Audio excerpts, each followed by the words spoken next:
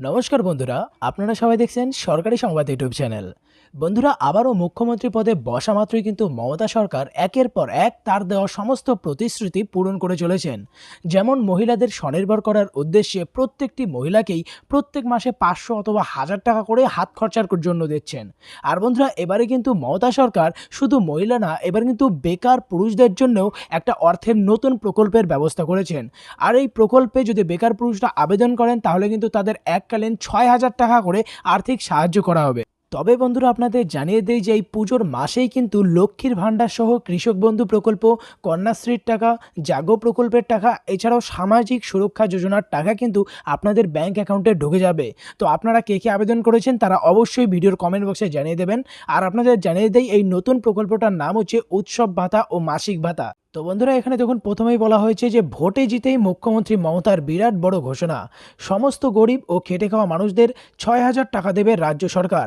চালু হলো উৎসব ভাতা ও মাসিক ভাতা নামের নতুন প্রকল্প।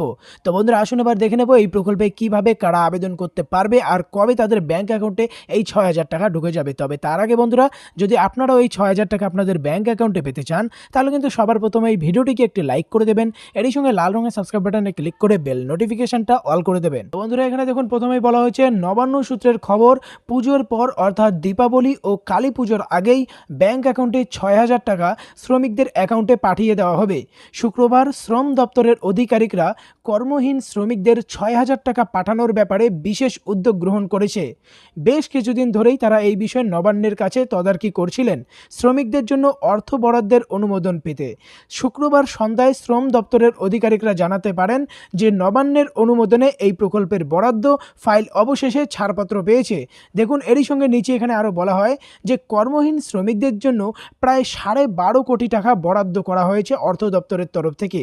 বন্ধুরা, নবান্ন সূত্রের খবর অনুযায়ী উৎসব ভাতা ও মাসিক ভাতার টাকা অক্টোবর মাসেই 6000 টাকা করে পাঠিয়ে দেওয়া হবে। তবে দুর্গাপুজোর মাঝে এই টাকা শ্রমিকদের অ্যাকাউন্টে জমা পড়বে না। দেরিতে অনুমোদন আসার জন্য এই বিপত্তি। তবে দীপাবলি ও কালী পুজোর আগেই এই টাকা শ্রমিকরা পেয়ে যাবেন বলে জানিয়ে দেওয়া হয়েছে।